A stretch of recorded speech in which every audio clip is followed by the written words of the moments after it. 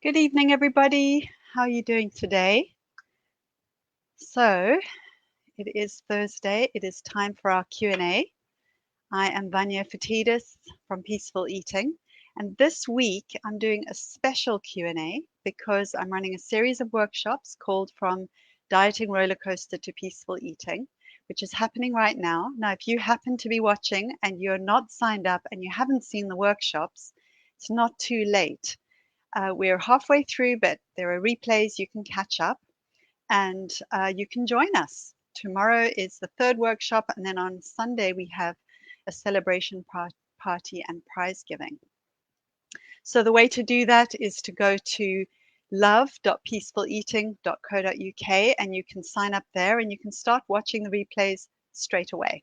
But tonight is the Q&A, especially for this event. And I'm looking forward to answering questions. Hi, Amanda. Hi, Philippa. Or is it Pippa? I think you're Pippa, aren't you? Welcome. It's lovely to see you here this evening. All right, so I'm going to get going with the questions. Quite a few of them overlap. They're sort of areas of concern, but I am going to read them through specifically. I haven't had time to kind of group them together. So I'm just going to go through them one by one. And so I'm going to probably be repeating things, but that's okay. Oh, good. Hi, Paula. Hi, Stephanie. Lovely to see you here. Thanks for coming. All right. So if anybody has additional questions you want to ask and you're watching right now, just pop them in the comment box and I will get to them. I'm going to be here for an hour, so I will answer as many as I can in an hour. Let's see how we go. All right, so first question.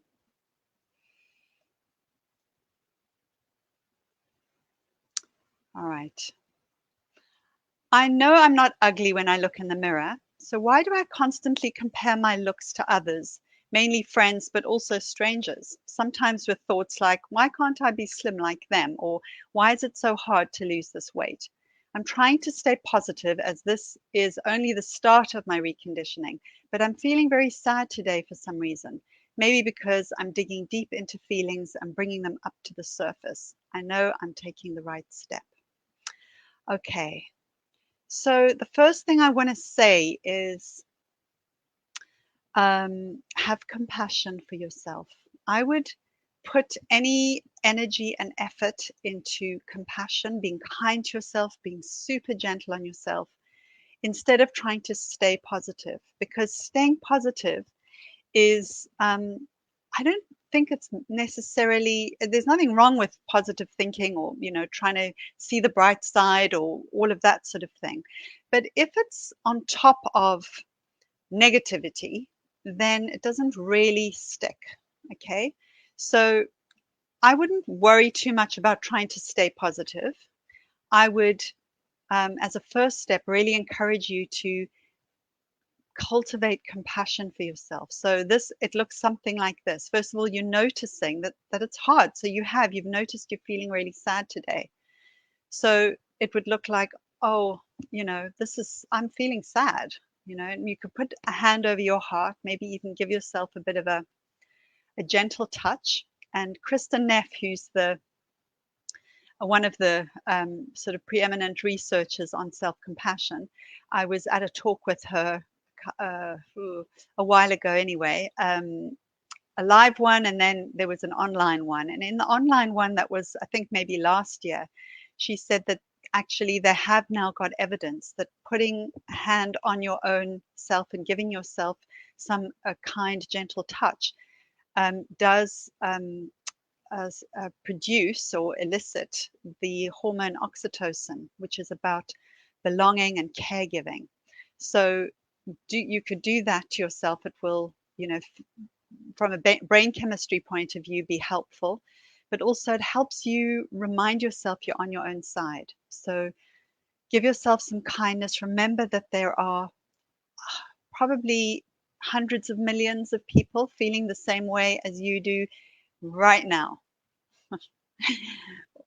I just sucked that number, but billions of people on the planet, and there are a lot of people who struggle with their body image. So as somebody was saying on one of the workshops the other day, they don't know anybody who doesn't have issues with their body or food. So there are a lot of people suffering. So just remember, I'm not alone. I'm not alone here. There are other people also suffering. And then do something kind for yourself, or give yourself some kindness. Ask yourself, how can I be kind right now to myself? All right. But that doesn't directly answer your question, but self-compassion would be the thing that I would be practicing rather than trying to stay positive. So what you say is, I know I'm not ugly. Now, what I want to say to that is ugliness and beauty are very subjective things.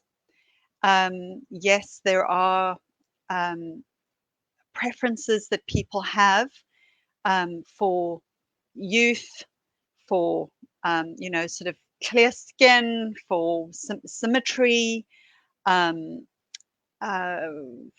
I mean, of course, then there are things the other things that we have been conditioned to prefer, like whiteness, like thinness, like able-bodiedness, etc. But really, you know, beauty and ugliness are very, very subjective. So you might find a person ugly and somebody else would find that person attractive or beautiful even. So, it is quite subjective. So how do you stop the comparison? What do you need to do? And so the first thing is noticing. So when you notice yourself judging somebody or judging yourself, so you're judging somebody positively, right? And you're judging yourself negatively. It's like, why are they better than me? You're still judging. So you can say to yourself, oh, that's a judgmental thought. Whether you're judging them, you're judging you, you're actually doing both. It's flip side of the same coin, really. So you say to yourself, oh, that's a body judgment, or that's a judgment. You be kind to yourself. You can say to yourself something like, this is hard, or I'm struggling, or something like that, I'm hurting, or something like that. And then see if you can just let that judgment, you're recognizing it, and your intention is to let go of judgment, right? Because that's how we free ourselves from this. But as one comes up, we just recognize it. It's like, okay, that's the judging mind. Why is this thought here? Why would you be thinking this? Usually you'll be thinking it because you are feeling like you don't belong, like you're not good enough, right? And that has been something that you have conditioned yourself to believe, not intentionally. It's just repetition. And there's so many triggers out there that will keep on giving you this message that you don't belong, that you're not enough, that you have to do something to change. And that's a very universal belief system. So just recognize, where it's come from, and then intentionally think something else. This takes practice, commitment. You really do need to put some effort into it. You need to, intentionally be thinking other things, like everybody is deserving of love, respect, and care.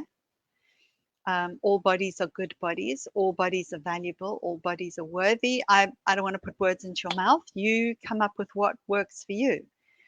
But some other thought that is an inclusive, a welcoming, a kind, a generous thought, something like that. Okay, I hope that helps.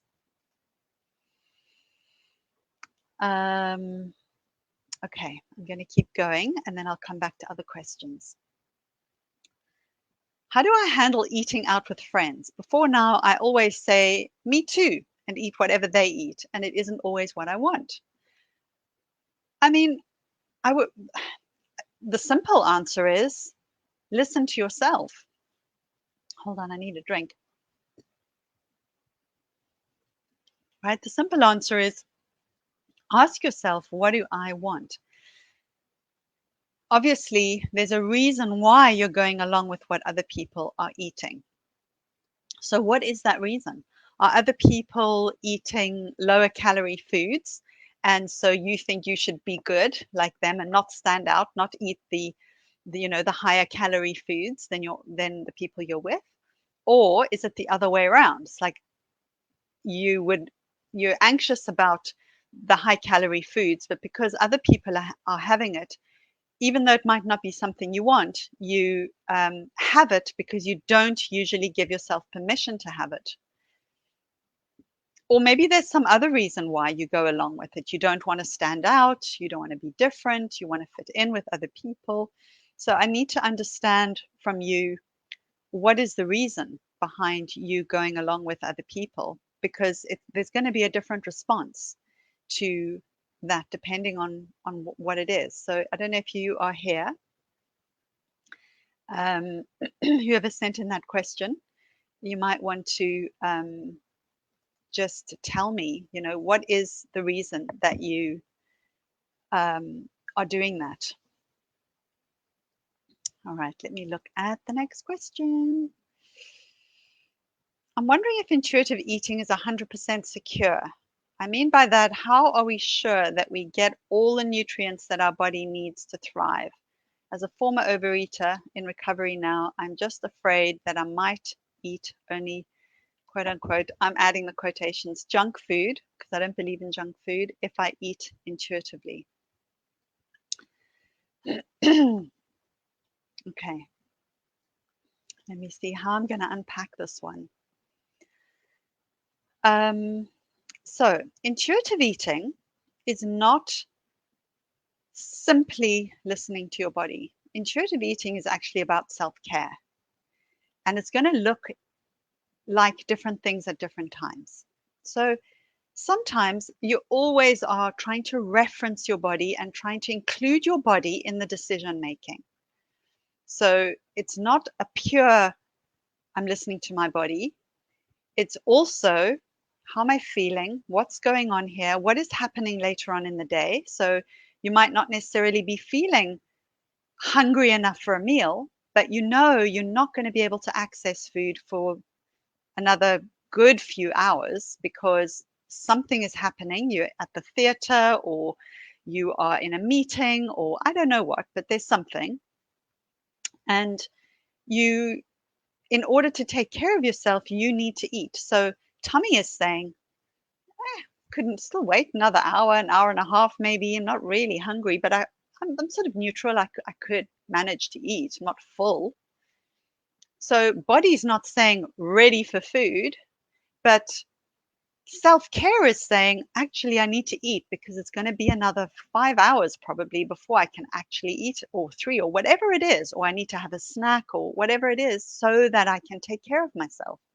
Does that make sense? So we're not sort of following a religion, religiously listening to the body with disregarding everything else, because life just doesn't work that way. Now, it's not just about practicalities, it's also other things. So, you might be feeling very, very exhausted, and what you really need to do is is lie down and go to sleep. And maybe you are sort of hungry, but you have got to keep going for another several hours, and you didn't sleep well last night, or whatever the reasons are, and you're working, or you taking care of a child or something, and you actually need to eat something that is going to bump your energy up significantly to help you push through. Maybe you're studying, you've got an exam, I don't know. So you will maybe choose something that's a different kind of food so that that can help you in that moment, right? So it's not just listening to your body. And somebody asked the question, I will probably come back to it, about if you were really listening to your body, you would never want to eat cookies and cakes or whatever, because the body only wants whole foods or unprocessed foods or whatever, and that's just not true. um, our bodies want fuel, and they don't really mind that much where it comes from. So if you are in a deprived state, you are going to want, you would probably prefer to have, I don't know, a Mars bar over a salad, for example, broccoli, a bowl of broccoli or something, right? So um, it's not that cut and dried. But the the answer to your question is that actually over a period of time, this is a long game, okay? And what we need to do in the beginning is unravel the conditioning around foods, the good and bad dichotomies. We need to get to a place where food is food, whatever it is, it's food. That is when you become more attuned to what your body might be asking for nutritionally. When the noise in the mind has calmed down because you've given yourself permission, and you're eating with awareness, and you're eating to a point of satisfaction, and all of that sort of thing. And then all the mind stuff really, really, really calms down. The body's voice becomes louder. So you need to see it as a long game that does take time, and you're not going to wreck your health in the period of time that it's going to take for you to come to that place of food is food. And yes, over time, you will get what you need and a broad range of nutrients, etc. But it's a process, okay?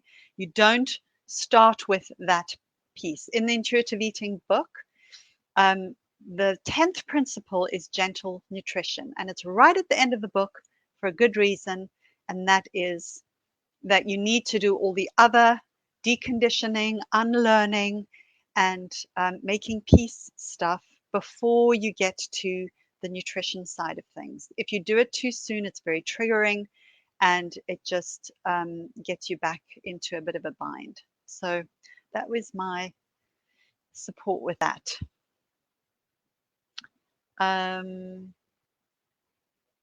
Great, Sally. I'm so glad you're here. So it was you who sent the question about eating out, and you do it to avoid standing out from others. They eat and drink too much and say they don't care about being fat, so I go with it. Okay. Um, so, Sally, you're going to have to make a choice. I mean, look, if I was working with you, we would work on this thing about not wanting to stand out. You know, what is going on in here? What is your mind telling you about that? So if you stand out, then what?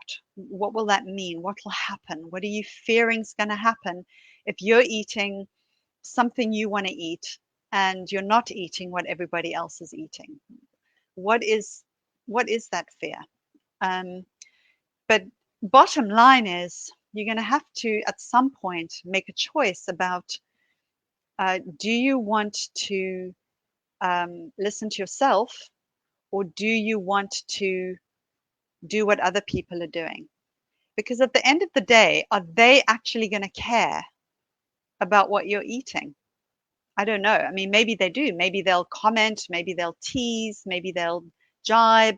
I don't know. And then what you need to do is, um, I suppose, have some ways already prepared that you can um, respond back with, if people are making comments and things like that. At the end of the day, it's probably a fear of not belonging. I don't know, because I'm not in a room with you where I can ask you the right questions, and it's a bit tricky like this.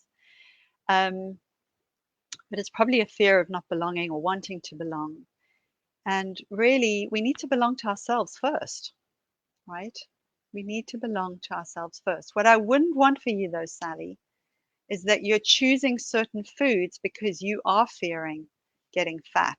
As you said, they'll eat whatever they want because they don't care about getting fat. And my mind goes, okay, so you want to eat different foods because you are scared about getting fat. And that really needs to be unpicked and unraveled. Because eating a meal out with your friends is not going to alter your weight. It's really not. It's we can have more of a conversation about that, but that isn't it. Okay. All right. So somebody might notice you. And then what might happen, Sally? Somebody notices you. Presumably they already notice you because they are your friends and you're out with them. So presumably they already notice you and care about you and want to be with you, unless they are, friends that maybe are not really people that are that good for you. I don't know. All right, let me move on to the next question. All right, I'm going to read this whole one because I think it's quite a good, um, indication of what the realizations this person's had. So, hi Vanya, thanks so much for the workshops. The visualization exercise was really powerful for me because it confirmed my increasing realization that all of the things I want from being thinner than I am now, or from not gaining any more weight. So these things are joy, ease of movement, flexibility, confidence, peace with food, self-confidence, ability to run around with my kids on the beach, having a lot of energy, etc., are all things that I either already possess. Great, noticing. You don't need to lose weight or go on a diet or anything for these things. Or they don't depend on weight at all. Even the stuff like movement, etc. I can train my body and stretch it and move it without obsessing about my weight. I can improve my confidence without thinking about my weight. I can seek out joy without obsessing about my body, etc. Great, noticing. And that obsession with weight and my body actually detracts from all of this stuff. Yes, great. However, I also have this niggling fear that I can have these positive thoughts right now because I am actually at a place where I'm relatively happy with my body. But the fear is if I gain weight, then would I still be able to feel so positive? Could you address how to really internalize and incorporate these realizations into our true ways of being so that they are not tenuous intellectual realizations, but strong held beliefs in order to eliminate the fear for real and to truly trust in the body? Okay, great question. All right. So great realizations. I'm thrilled that you've realized that not only do these things not depend on you being thinner, but that actually the focus of that just detracts from those very things that you want for yourself. And in some ways, um, they will, for example, with peace with food, it's just like you're not going to get peace with food if you're focusing on weight loss. So, all right. So your fear is that um, if you gain weight, then would you still be able to feel so positively and all of that? So, look, this is not a linear process, okay? It's this kind of thing, and muddled up and round and about and get into knots and pull yourself out or get support to help you pull yourself out, etc. So it's not a linear process. And so things happen. Look, even if you don't gain weight, other things can happen, right? We can get into an accident. We can have an injury of some kind. We get older. We might have babies. That's going to change our bodies. We go through menopause. That's going to change our bodies. And so it might not be weight. It might be something else that changes in your body. And so will you feel as positively about it? And often the tricky thing with weight is that there's a cultural belief that it's a modifiable factor, right? Whereas if you get in an accident and you lose a limb or something, or you have you get a terrible scar from something or something like that, right? Something happens and your body is changed, your appearance changes, and your functionality changes. Really hard and pretty traumatic and very difficult to recover from, I think, and definitely challenging. But because it wasn't something that you could do something about, there's something less shameful about it to people than if they gain weight, right? Which people think is a modifiable factor. And actually, it's very tiny amount of our weight is actually a modifiable, is actually modifiable, right? Just through changing some behaviors. So that's why people, one of the reasons why it's really such a sticky weed, right? So um, so would you be able to feel so positive? Look, I don't know, but you need to do the work, right? You need to do the work about neutralizing your thoughts about your body and your thoughts about other bodies. You need to learn some skills to help you practice non-judgment. It is a practice. All of these things are a practice, and yes, they get easier the more you practice them. It's a bit like driving a car. You know, when you get in the car and you start driving, you can't have the radio on, you can't have a child in the car with you, and you can't open a bottle of water and drink it at the same time or anything like that. So, or eat or whatever.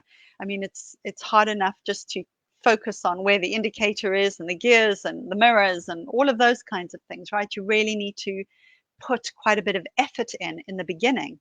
But then as you practice and you practice, these things become more natural, but you do need to, there needs to be still some intention and awareness on it. So yes, there is a difference between getting something intellectually and kind of embodying it. And how it comes about is through the practice of it. So deconditioning your mind, reconditioning yourself, challenging your thoughts and your beliefs, and putting more of your attention on the inside of your body, how you feel on the inside, and way less attention on your appearance, how you look from the outside. All right.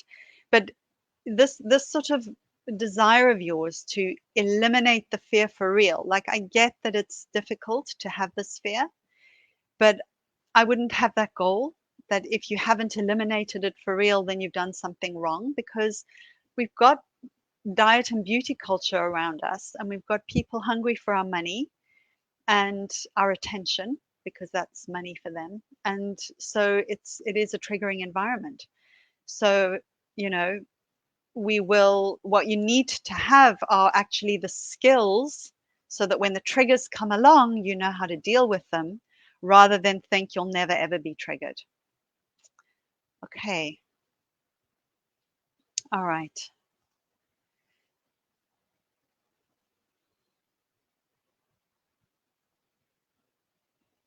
Okay.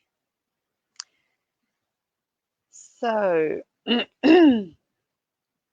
Vanya, could you speak more about diets for health reasons? I have severe health issues. I'm not going to run through the list. And I've got instructions to go gluten-free and put out some food. So you mean to eliminate some food, restrict some food, to reduce inflammation and allergy reaction. I have a history with eating disorder and was a chronic dieter and stopped with diets almost a year ago.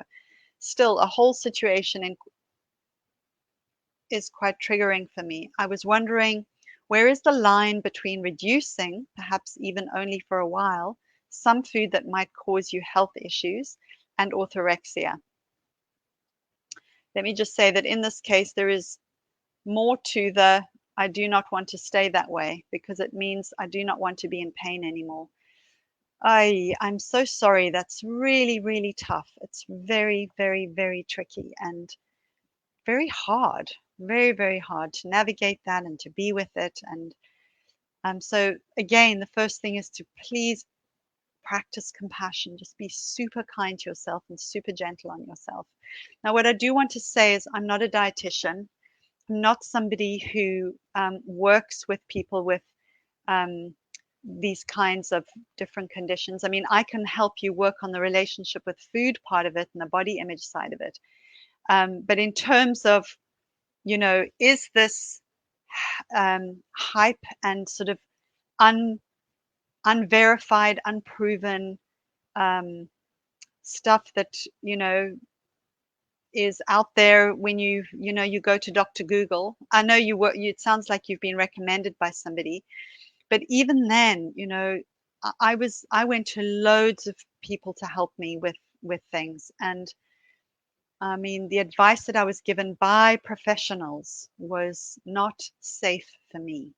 So, what I would suggest you do, if at all possible, is seek out a non-diet dietitian with expertise in eating disorders, preferably in the conditions you have.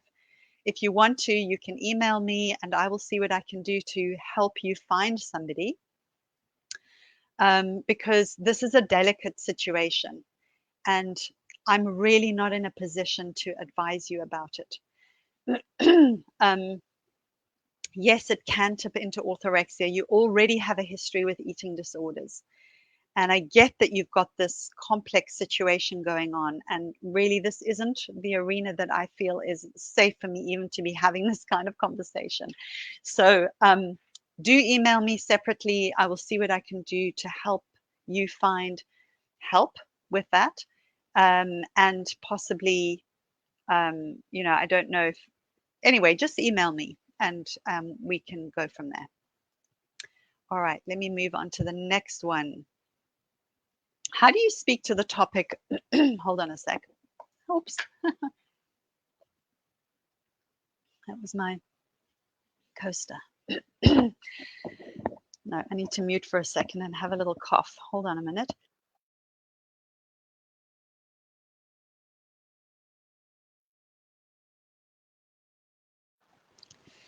All right.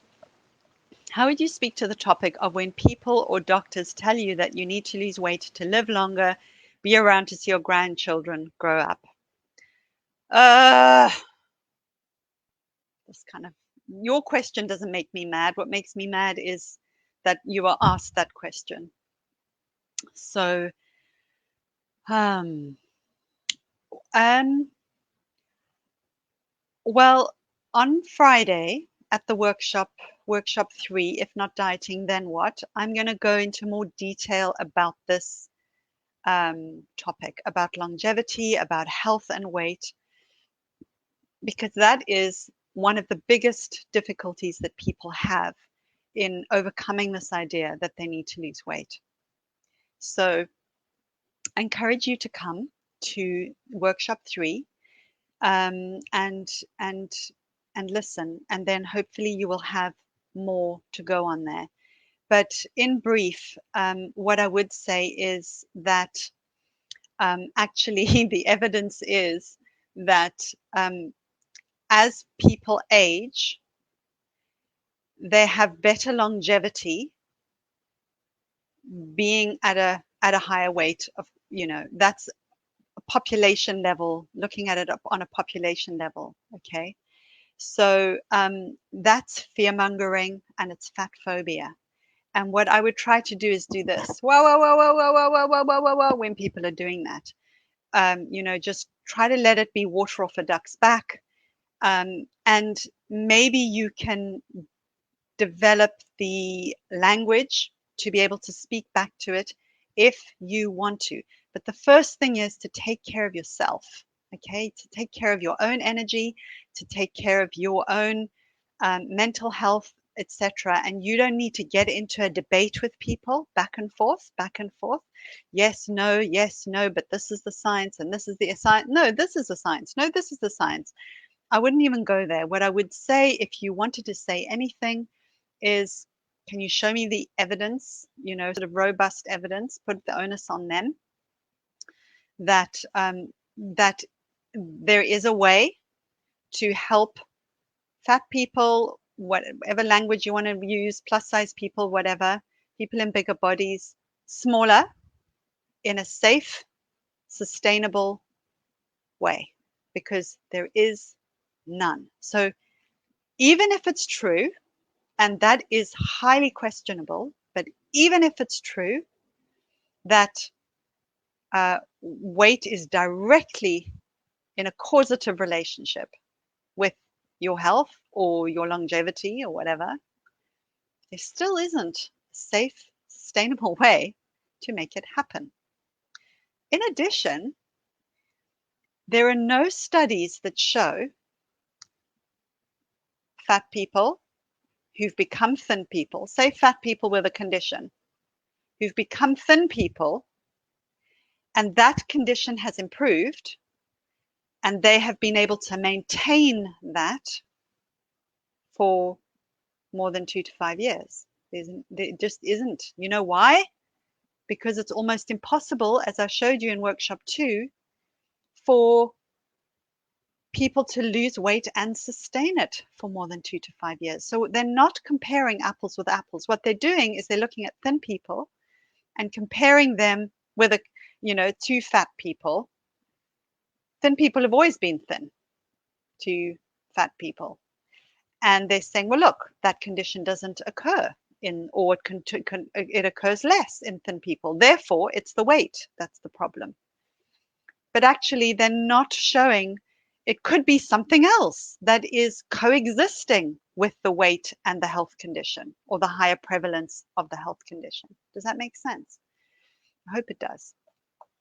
All right, let me move on. Next question. If we're supposed to listen to our bodies and eat whatever our body wants, how can we eat unhealthy foods, knowing they're filled with bad ingredients and therefore not good for us? How can we take care of ourselves and not take care of ourselves at the same time? Okay, well, I think I did answer this question-ish earlier. I'm just looking at the time. But really, look, there isn't good and bad food. And what's really going to help you come to a place of peace with food is to let go of the dichotomy of good and bad, healthy, unhealthy, and to really try to see all food simply as food and not as good or bad, healthy or unhealthy. No one food is purely healthy and no one food is purely unhealthy. Okay, it just isn't. If you just ate broccoli, you would be malnourished. If you just ate vegetables, you'd probably be, there would be things that wouldn't be going too well for you. You need to eat, there are different nutrients that we need. So what we need to do is aim for, but as I said earlier, right at the end, we need to aim for, but only after you've really unraveled all of the mindset around your relationship with food. Then you look at, the nutrition piece. But most of the time, you don't even need to do it because you naturally will eat in a more balanced way without thinking about it intentionally, without trying to make it happen. It's not caring for yourself if you eat what you're now calling unhealthy foods. What I call in my courses previously forbidden foods. That's what I call them. You're not taking care of yourself. Sometimes it's the best thing you can do to take care of yourself. All right. So this is a question on being type 2 diabetic and on insulin. And I'm just going to repeat what I said before. I'm really not equipped to deal with these medical conditions and questions. I can refer you on. So you could go and check out Rebecca Scritchfield and Glenys Oyston, Oysten. They work together. They're both non-diet dietitians, and they've got, I haven't obviously done it because I'm not diabetic, but they have a program to help people who are pre-diabetic or diabetic navigate all of that. You can also check out a book by Michelle May and Migret Fletcher called, and it's interesting what you said, how can I eat what I want with diabetes? Because the book is called Eat What You Love, Love What You Eat with Diabetes. So I think it's got your name on it. You should go check out that book.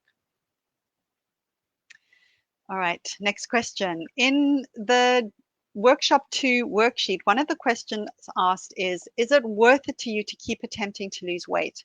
The only way I can say no to this would be if there was a way I could lose weight without technically attempting. Seriously, how can I fix my body so it will feel safe to release some weight so I can get under X number of pounds? I'm not going to mention it and not feel so crappy all the time. Is that too much to ask? I'm not asking to be, a significantly lower number. but just to be more comfortable. Those aren't the exact words, but I prefer not to use weight numbers because they're, they're still, I still go back to that same point. Look, I really do get it. It's not my experience. And obviously, I can't get it the way you get it because I'm not in your body and I do not know what it feels like to be in your body. I only know what it feels like to be in mine. But I do know that, people in bigger bodies are treated badly, not given proper medical care, are stigmatized in society, and it's really, really tough. And so the first thing is just compassion, compassion. I feel compassion for you, and I'm encouraging you to feel compassion for yourself. It's really hard. And I'm doing what I can to try and change the culture. And there are lots of us out there also trying to shift the conversation here so that it's much easier for people in bigger bodies to exist peacefully and to be given the care that you need and deserve.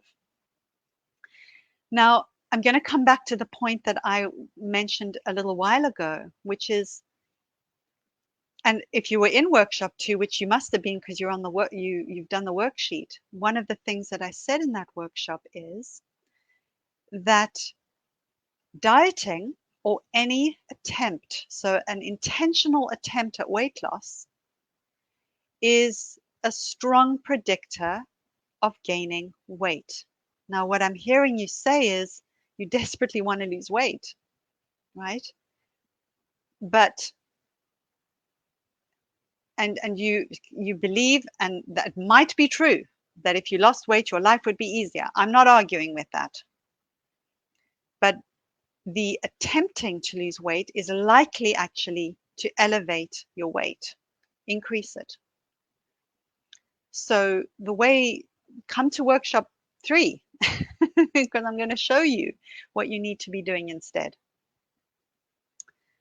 All right.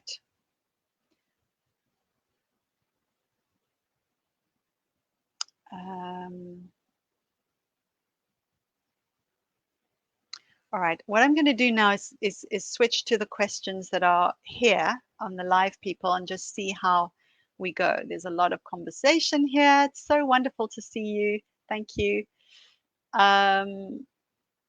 Amanda says, what do I do or say if someone says something negative about my body or what I'm eating? I'm very sensitive and it would hurt me very much. So I get it that it hurts. And, it's like, it really pisses me off because it's not anybody's business what you're eating or what you look like, right? It's just not anybody's business, but we just make it people's business. We make it each other's business. It's this terrible thing that goes on in our culture.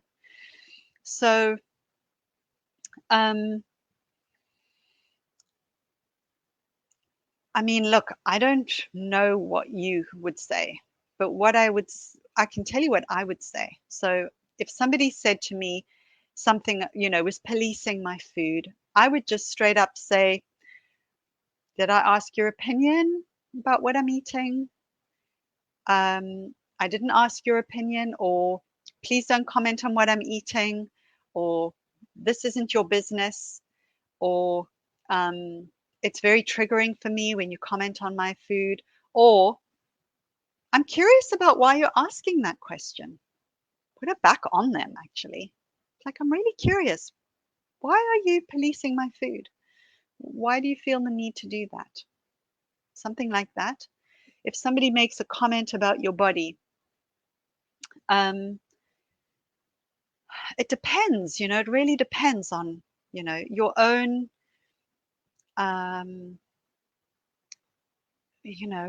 strength of your own ability in the moment to respond, right? If you're very triggered and you go under, when I say go under, I mean you kind of cave in and you collapse, then you might just, you might have a different response. But if I were working with you, what I'd want to do is help you to build your courage so that you can respond to people more readily.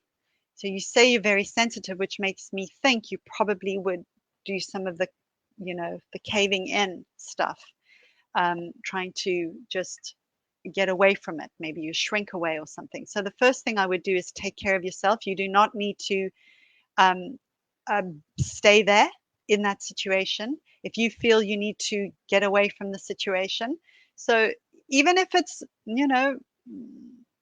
a jibe or a tease, or somebody is, trying to be, um, supposedly joking, it's actually bullying, but, I don't know what sort of comments there are. So there will be different kinds of comments depending on what actually they are, what is the context, what's going on for you. But you can build up a kind of repertoire of things that you can say to people, like, um, you know, again, I'm so curious about why you feel the need to comment on my body. It's like, well, what is that about? I promise you, you just do that once or twice and you go right back at somebody like that. It's not shouty, it's not angry. It's just like, hey, dude, what's going on with you? I mean, why would you ask a question like that? Or why would you say something like that? Or what are you trying to say under that? Or what are you meaning underneath that? They will just not do it again, I don't think. So it might need a bit more work, Amanda, in terms of, some conversation about it. All right.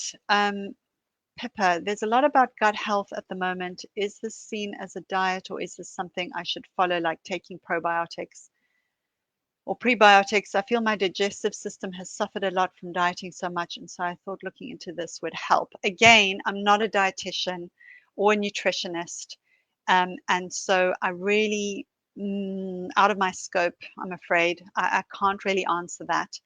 Um, uh, I mean, I don't think there's necessarily any harm in taking supplements. Um, at worst, I mean, some supplements, if you're not under guidance or whatever, they can be, especially if you're on medications, they can um, have an effect, be contraindicated or whatever. So I don't know really. It's out of my scope.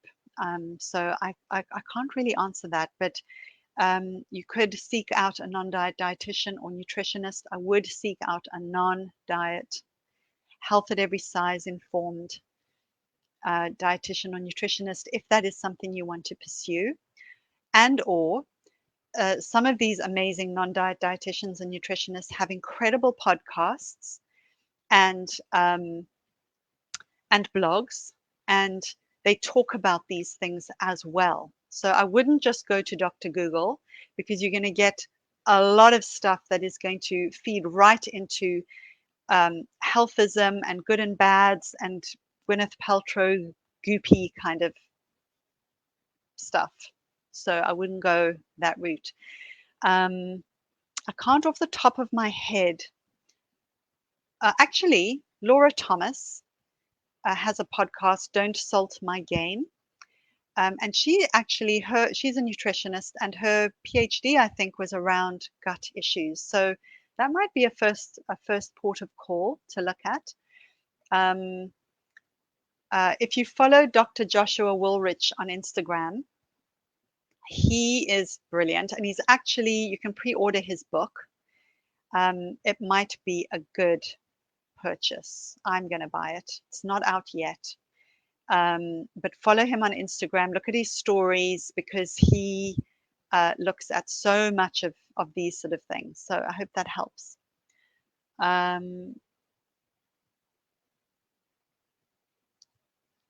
Paula says, can you fully recover from eating disorders? Yes, I believe you can with the right help. And I get that, accessing the right help is a privilege that not everybody has. Um, and so, yes, I do believe that you can fully recover from an eating disorder. But if you haven't, that doesn't mean that there's something wrong with you, or that you've done something wrong, or that, there's something to be ashamed about.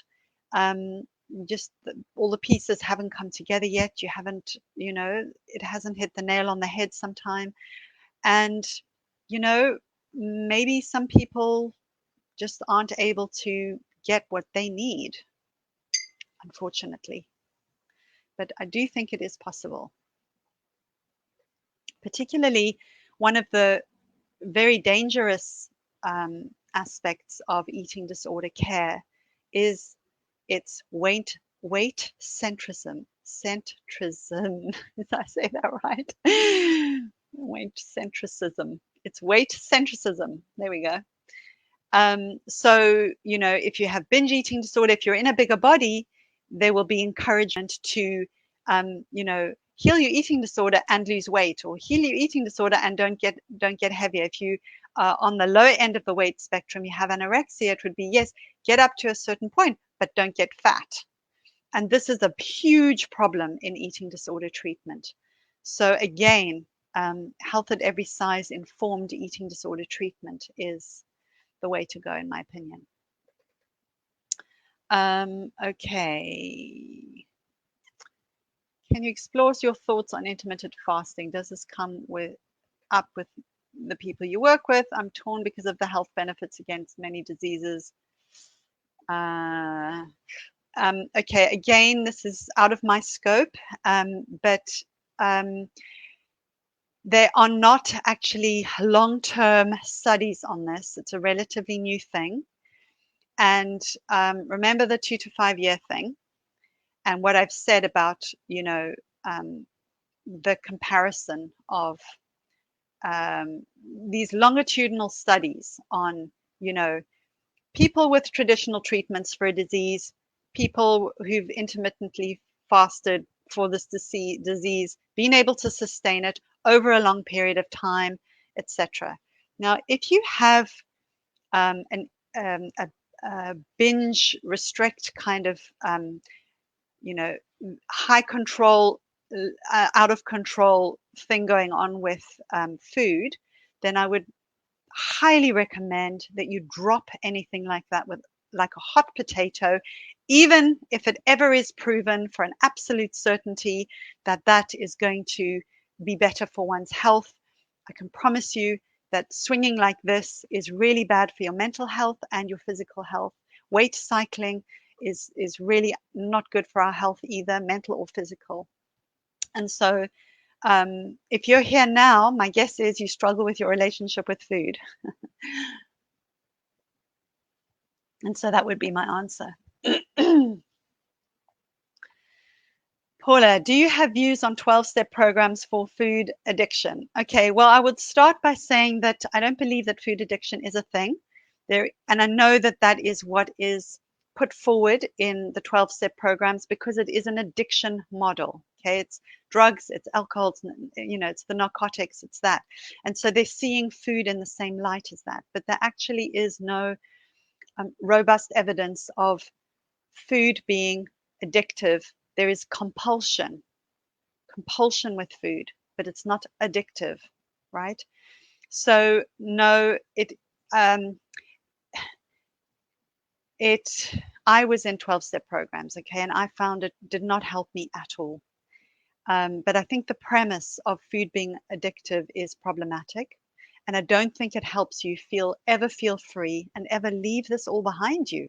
You're constantly having to monitor. I remember looking at the ingredients, how many sugar or flour is number which on the thing. It had to be whatever below the number, I don't remember. But, there was this constant vigilance and anxiety around it, and definitely not peaceful. And plus, you had to admit that you were powerless over food. I mean, that's just bullshit. Sorry, that's just not true. You're not powerless over food. And, yes, some of those steps are great in terms of spiritual development, but in terms of relationship with food, I've had many clients come to me having been through the 12-step programs and getting nowhere or it making it worse, and that was certainly my experience. But there are other people for whom potentially it works. It's just not my experience or the experience of clients of mine who've tried it. Rebecca says, being in community with like-minded people is very important for growing this self-love. You are so right about that. It's absolutely spot on. There's something so powerful about being in community. All right.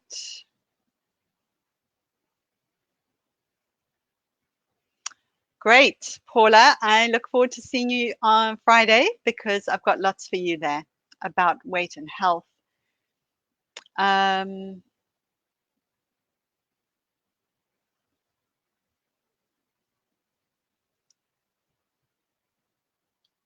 Okay, so Paula, you're asking why is weighing not helpful? Well, I mean, I would ask why is weighing helpful? What is it actually doing? It is telling you a moment in time your relationship with gravity, your body's relationship with gravity. It's not telling you how healthy you are mentally. It's not telling you how healthy you are physically. Really isn't. You want to check out your physical health, go get your blood pressure taken. Even that is a moment in time, right? I mean, it's just like people's heart starts to race as the thing starts to pump. Get your bloods done. And even then, if your cholesterol's, these are markers, right? Getting your bloods done, they're markers. They're not actual evidence of disease. So they're things maybe to watch that you need to tweak or whatever. But I don't really see why weighing would be helpful for anything, really, unless your medication is dependent, the dose is dependent on your weight. That might be the case for an anesthesia and potentially other medications. But apart from that, I don't get why it's helpful. How is it counterproductive? Well, in our fat phobic world and in our thin obsessed world, it's very triggering. You get on the scale, you think, oh my goodness, now I shouldn't have eaten that, and I mustn't eat that, and I can't eat that because I need to make that number go down. So it's really unhelpful in making peace with food.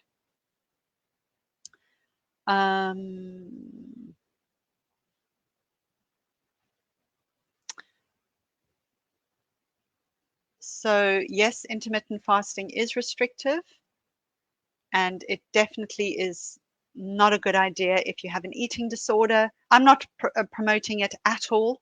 Personally, I would say don't touch it with a barge pole. I would say what you're seeing out there in terms of evidence is we really need longer term studies, better studies. But again, I'm not a scientist, I'm not a dietitian or a doctor, so it's sort of out of my scope. Um, can Hi Beatrice, can you share some advice about supporting my young daughter to exist in a fat phobic world without coming to dislike her not particularly small body? Thank you, Vanya. Always so grateful to your amazing insights and kindness.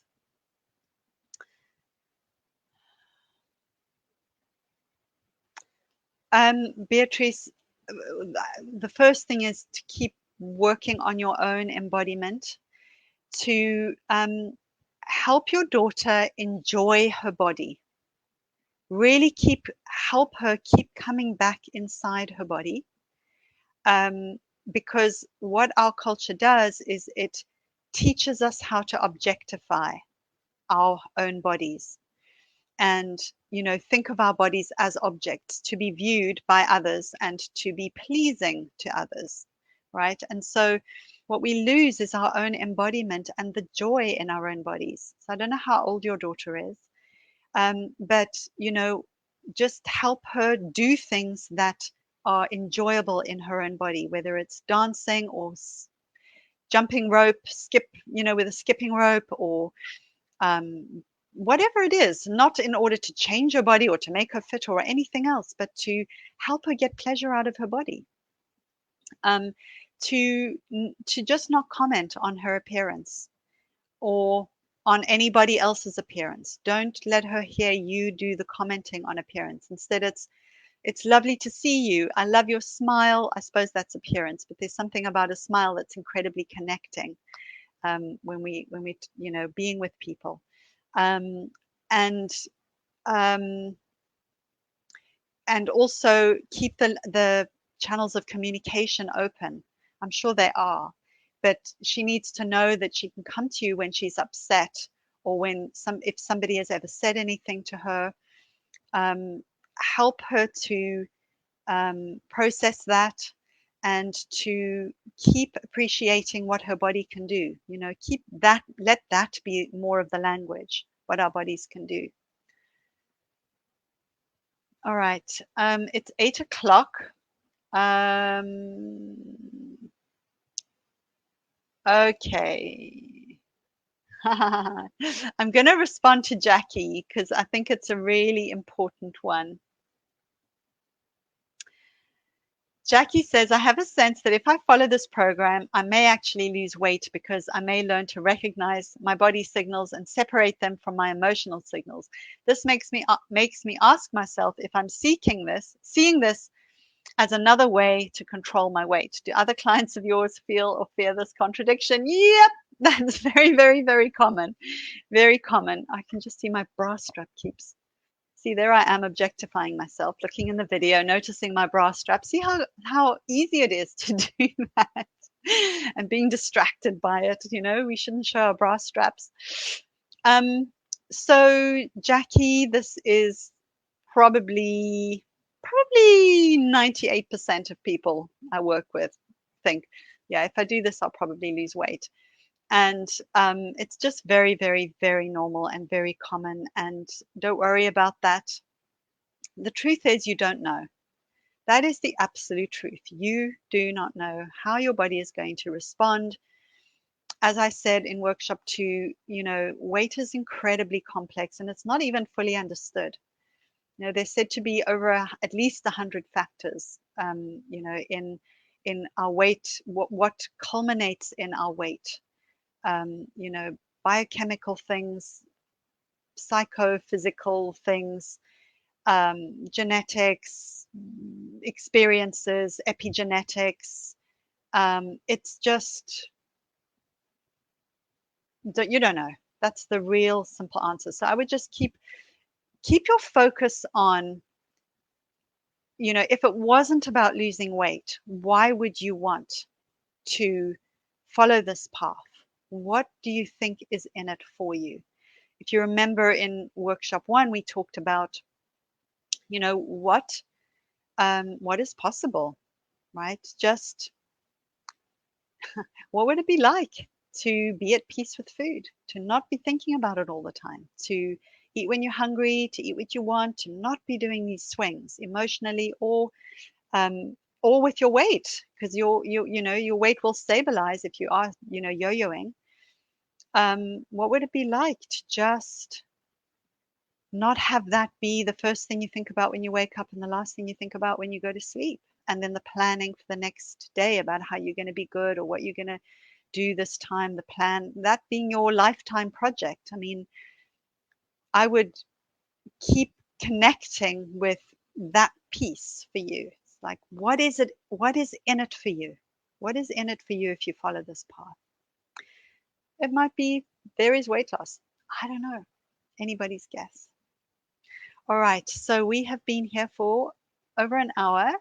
I'm just going to look quickly at Paula's question. Do you think that there is a relationship between spirituality, spiritual development, and having a good relationship with your body? Nope, I don't. There are people who have a great relationship with their body and they're not interested in spirituality. And they're people who follow a spiritual path and are very fearful of this. Fat phobia is rampant in the spiritual realm, in the spiritual world. It really is rampant. So the answer is no. Can exploring and diving into your relationship with food also parallel with your own spiritual development? Yes. Yes. That was so for me. All right, everybody. I didn't get through all the questions that came through the anonymous thing. And it's after 8. So what I'm going to do is, should I just answer them now quickly? All right, I'm going to. So hang in there, you know. I'm just going to answer all the questions, but I'm not going to take any more that come up on the feed. All right. I'm so big that I can't fit into airplane seats comfortably. I exceed various weight limits on things and I'm breathless, aching, and uncomfortable. How do I reconcile this with stopping dieting? I need to lose some weight for my health and I really don't know what's the best thing to do. Whoever sent that question in, come to workshop 3. I will be dealing with that then. Please come. Please come. All right. How do I deal with the feelings of worry around gaining weight from eating intuitively? Some of my clothes are starting to get tight, and I think to myself, if it keeps increasing, I'll need a whole new wardrobe. Then I start to worry about, from a financial point of view, as new clothes would be an unnecessary expenditure at the minute. Okay, let's just pause there. Just imagine you were going on a diet and you were going to lose weight, and you knew that you'd need a whole new wardrobe. Would you be worried? Probably not. You'd probably be excited.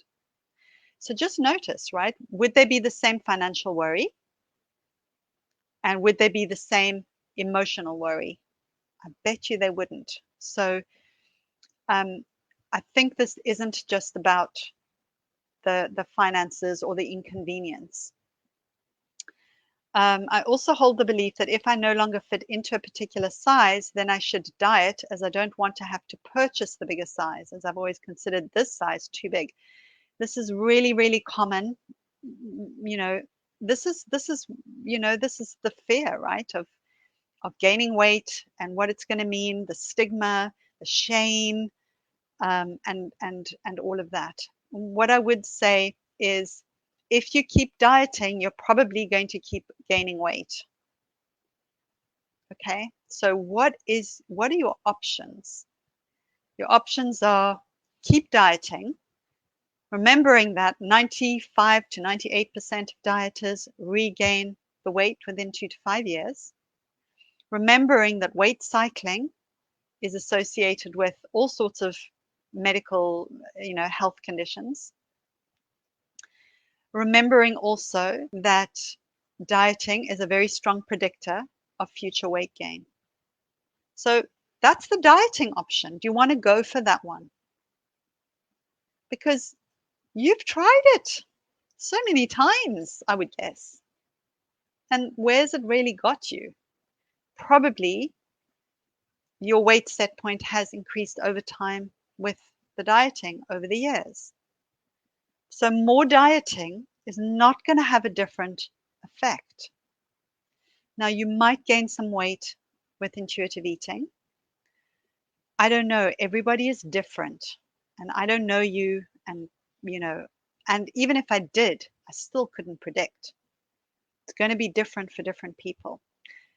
But if you stay the course, your weight will at least stabilize. And I don't know if you would lose weight. I don't know without any intentionality about it, just as a natural consequence of a change in how you relate to food. It's possible. I don't know. I'm over 70. Does intuitive eating take into account the slowing metabolism of older people? Not specifically, but see, this is also a weight question, really, isn't it? It's like I should eat less because my metabolism is slowing. And if I don't eat less, I'm going to gain more weight. What intuitive eating will help you do is try to recognize your hunger, recognize your satisfaction, your fullness, so that you really are trying to respond to what your body needs, but also taking into account, as I said right at the beginning, self-care. We have emotional needs too, and sometimes we meet them with food, and that is perfectly fine. Obviously, what we don't want to do is make it the only way that we take care of ourselves, but it is part of it on an emotional level. And by the way, I do and have had clients in that age group, and they've done fine with it. All right. I'm curious how you'd respond to people who say, I've changed the way I eat during shelter in place. I'm eating more snacks and desserts and drinking more alcohol. I'm not happy about it. I gained weight. I need to lose this weight. It's a very commonly discussed issue, and I would love to address it with a body liberation perspective. Oh, that's a great question. So I would say probably, again, the other person who was asking about how to respond to things, I think it depends on the context, you as a person, who you're talking to, the type of relationship you have, how you might respond. But, short answer is things like, you know, really, pe- how many people have died from this, from coronavirus? How many people have had COVID related impacts, like not getting the healthcare they need, the referrals they need, the operations they need, not because they've got COVID, but because everything's shut down or hospitals are overwhelmed, etc. People losing their jobs, their livelihood, or whatever. It's like, you know what?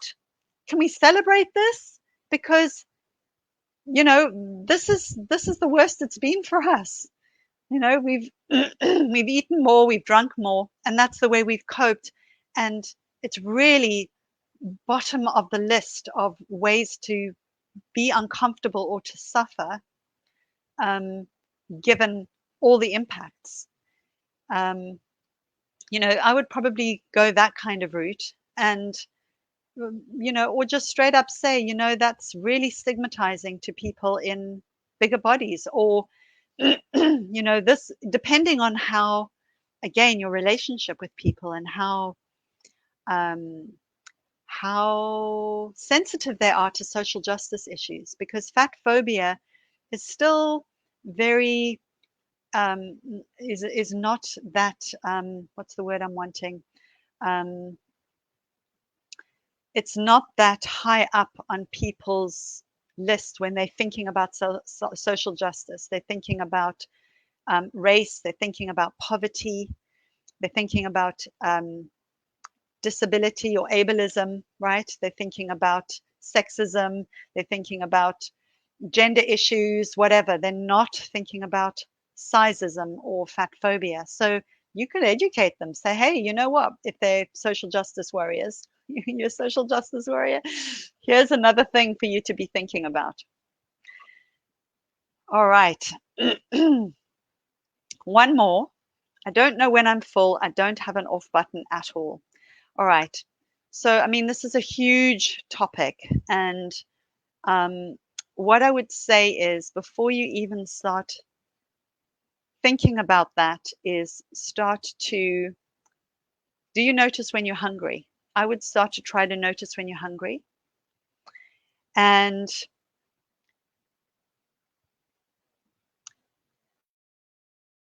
encourage you to practice just noticing how you're feeling, noticing what's going on in your body. How full am I? Okay, so I don't know where my off button is, but how full am I? Am I very full? Am I quite full? Is there still, could I get fuller? Try and understand your better. Like, how full are you? If you could just imagine, a sort of, imagine your tummy as a kind of bucket, just try and imagine to yourself, how full do I feel right now? So this is a whole lesson on my course. It's not something I can go into, just like this, particularly when I've been talking for an hour and 15 minutes. My concentration is going, and so is my voice. Um, but I would ask yourself questions about your hunger and explore your fullness. I would also start with um, reducing the ideas in your mind about good and bad foods, and working on food just being food, and giving yourself permission to eat what you want to eat. All right. Thank you, everybody. All right. Good. All right. Thank you. Thank you for being here. I've really enjoyed connecting with you and hanging out with you, and I'll see you tomorrow. Bye for now.